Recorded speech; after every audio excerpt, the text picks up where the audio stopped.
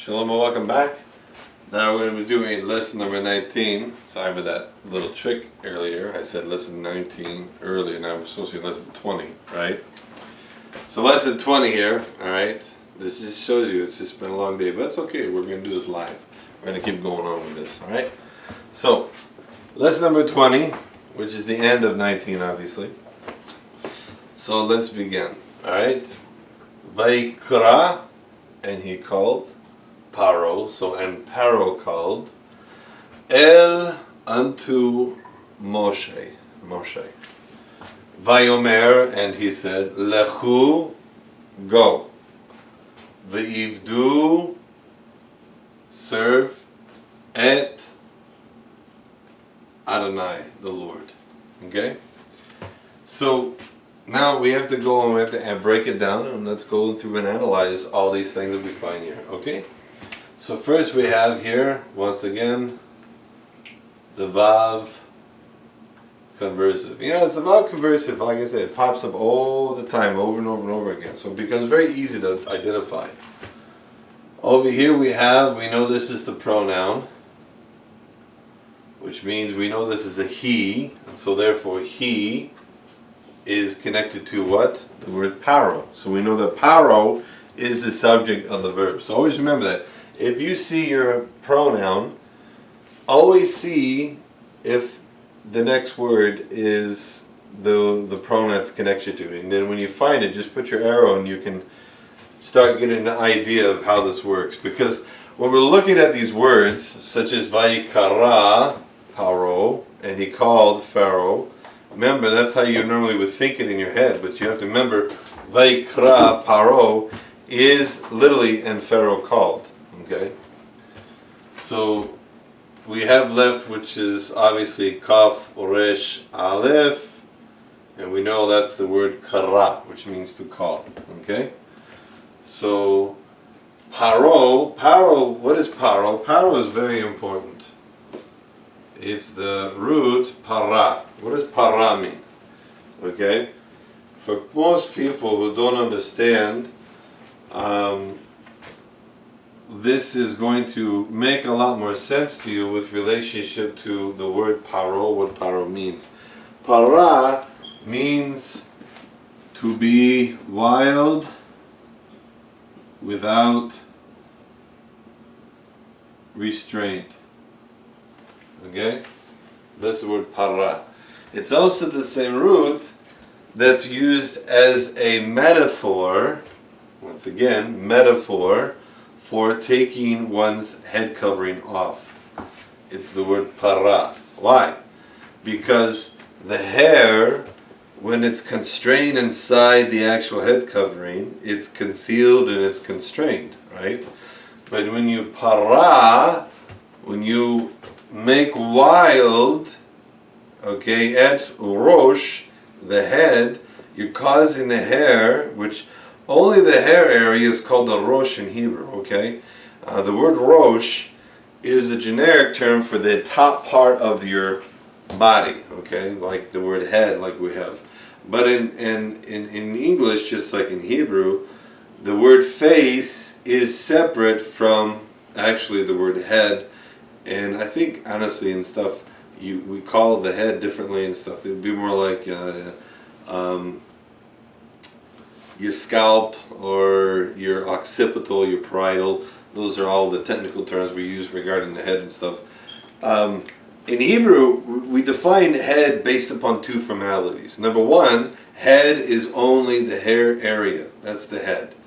Number two, the head is just a generic thing that's on the top of the body. Okay, it's not to be misunderstood as being panim, which is the word for face. Okay, the word face is the front of your body on the head, whereas the rosh is really, it's the hair part of your head, and just like I said, generically, it's the top part of your body. Okay, so when the Torah talks about, for example, Bamidbar, it uses the word para, which means to make wild without restraint. So it's a euphemism. So once again, euphemism. What is a euphemism? Remember, euphemisms are words that are used as ideas that are connected to a specific action, okay? Which means it's not the action itself, it's the idea that's connected to it. So the word para would be translated normally, for example, in Bamidbar, as to uncover, okay? But literally, the word Hebrew means to make wild and without restraint. So the literalness, people get caught up and they get struggling when they say, well, I don't understand this. So why is Bamidbar saying to make the head wild without restraint? Because that's what the root means. Well, that's because it's not being focused upon with relationship to its literal action. When we're looking at it to translate it, we put it into the euphemism action, which literally means it's the euphemism for uncovered. That's just a little throw out there, since you got the word para, paro here in this face, and we're using the root to understand the actual noun. Alright, so paro is the root para, okay?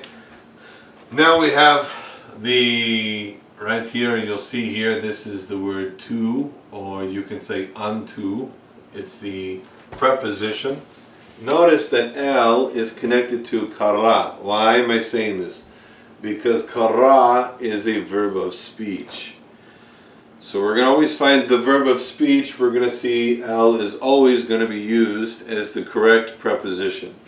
So el is to or unto Moshe. Remember Moshe, I told you earlier, comes from the root masha. It's Egyptian, which means to draw out. So Moshe literally means to draw out, and he was the one who drove the people out of Egypt, right? So Moshe, all right? Next we have the word vayomer. Now we go back into the same breakdown of the grammar. The vav here is the vav conversive. The yud here is my pronoun. What do we have left is aleph mem resh, which is the word amar. And he said. We don't have any other word here, so we know that this is Pharaoh, who is the context. Understand that. Well, I want you to remember that and stuff in your head. Whenever you're looking at words, especially with verbs of action and stuff, and you have an action that's being talked of, notice that if you don't have any object by which you can connect it to in this sentence here, then you go back and refer to it as just like you would in English, where you would say he instead of the person, because now you're replacing the noun with the pronoun he. So, and he said.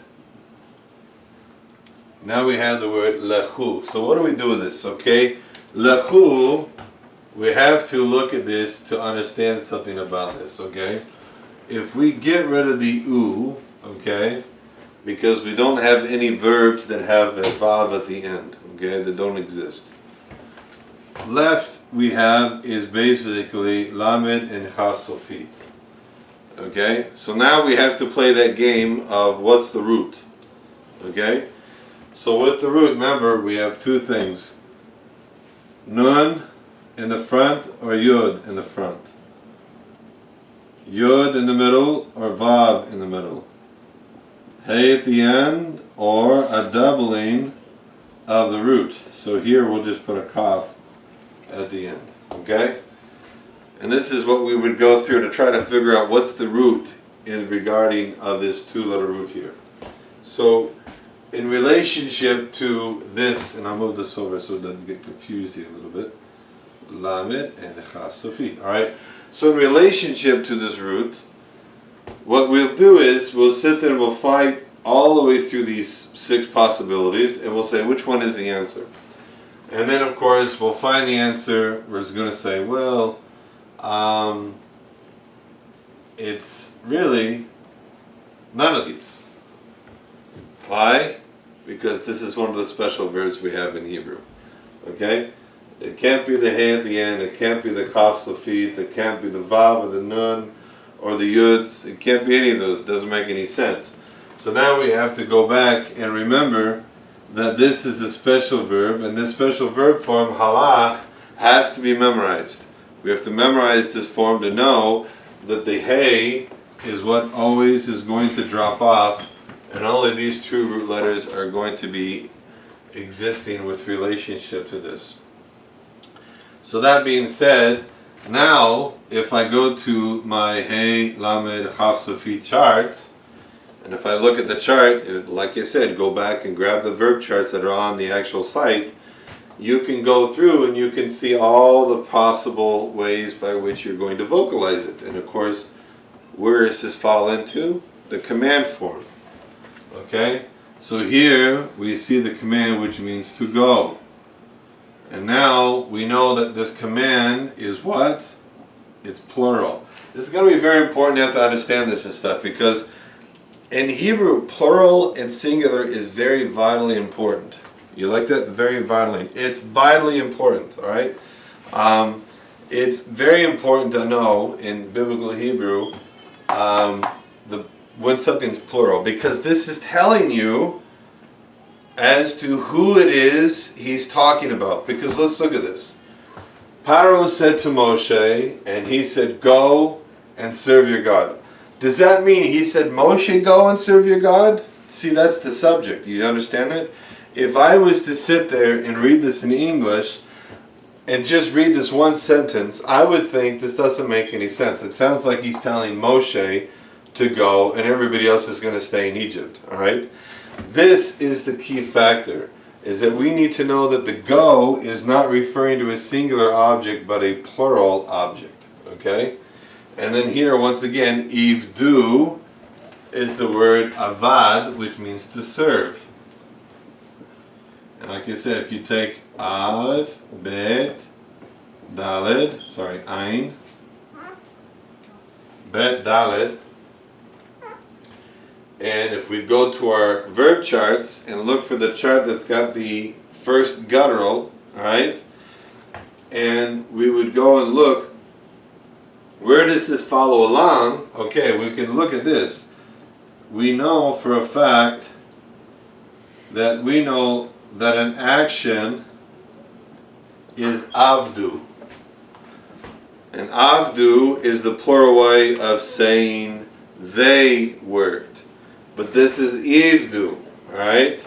So ivdu is not avdu. So we know that this isn't saying they worked. So we know that if we look at the actual chart that refers to the imperative, the command form, it's ivdu, and this is what we know from this point, that this is a command. So go, serve, et. Why do we have et? Remember et here. This is the direct object marker, okay? So when we're looking at the direct object marker, we always know the direct object marker is always talking with relation to the definite. So that's why it's called the DDOM. The definite direct object marker. It's always going to point to a definite object, okay? So this tells me who it is and what it is that he's saying with regard to go and serve, okay? So he says, lechu ivdu. What? Et. Et tells me I have something. If I don't have et here, I want you to understand it. Let's pretend for a second here that et did not exist, okay? But let's say that the noun Yud Yud, which is our euphemism for Adonai, let's say that existed, okay? Grammatically, you could never connect this to this noun here, okay? So, you know, a lot of times what people do when they take Hebrew and they try to fight their Hebrew into making sense out of it, it's because they don't know grammar and they don't understand how grammar works, and they don't realize that you can't say go and serve Adonai because that's not how it's used in Hebrew. In Hebrew you need et. So without et, the actual sentence is grammatically incorrect, and you would have to place et back into the sentence for that sentence to actually function, and therefore there's a reason why et would be missing, and we'd have to learn what is that reason and what is the point that we find here. So recapping, identifying the pronoun and looking for the subject. It's going to be very important to identify how to find who the subject is of the sentence. Another thing is knowing that L is always going to be connected to verbs of, that's right, verbs of speech and verbs of movement. So I just want to see if you memorize that. Verbs of speech and movement.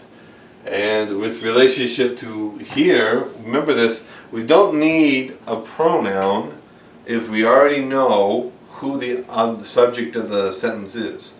Or excuse me, we don't need a noun if we already know who the subject of the sentence is. So that's why we use the pronoun here, vayomer, and he said, and that's enough in itself. We already knew who the subject's about because it goes back to correlating to the top. And then of course, looking at the issues of how to find the root. If you don't find the root, you got to go back and say, okay, there's something about this verb that's special because it's not going in with relationship to the 6 possibilities we could have. So that's it, all right? I'll see you next time as we go to chapter 21 and continue on with learning Biblical Hebrew in our videos as we press forward, understanding grammar, learning grammar, and grasping how Biblical Hebrew works. I'll see you next time.